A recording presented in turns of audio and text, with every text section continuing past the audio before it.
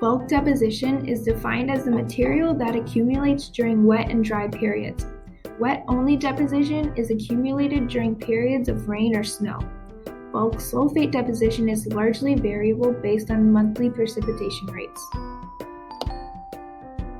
According to prior studies, if the ecosystem is in equilibrium with the atmospheric sulfate deposition, then the stream water levels rise, resulting in the release of stored sulfate during periods of high precipitation.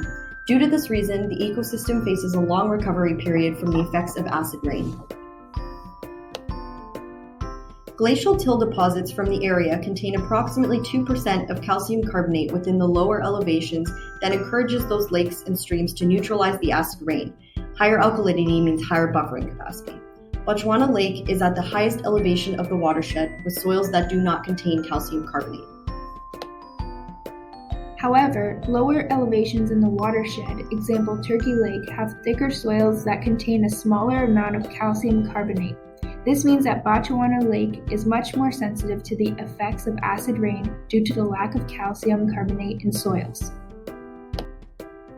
Sulfate concentrations, which indicate acid rain input, are unequal in the higher and lower elevations of Turkey Lake watershed, and the acidity of Bechuana Lake is much higher than the acidity of Turkey Lake due to its inability to buffer the effects of acid rain.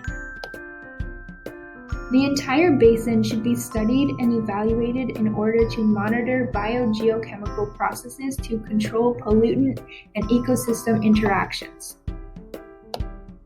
Monitoring records of the lake's history shows a trend in declining acidifying emissions, the most significant being sulfate. Reports on acidification make reference to evidence surrounding acidification recovery and alkalinity studies. Certain anions and cations are involved in dilution in headwater streams and dissolving organic carbon.